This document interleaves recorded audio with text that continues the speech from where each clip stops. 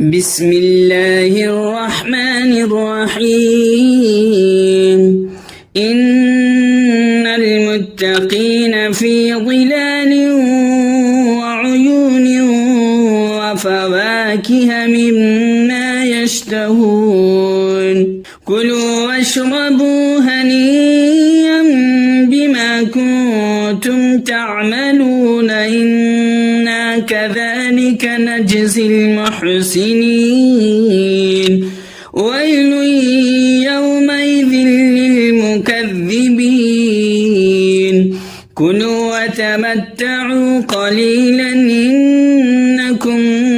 مجرمون ويل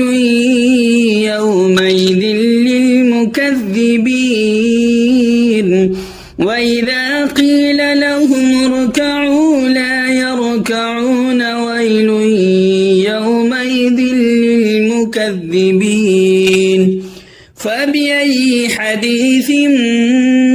بعده يؤمنون صدق الله العظيم.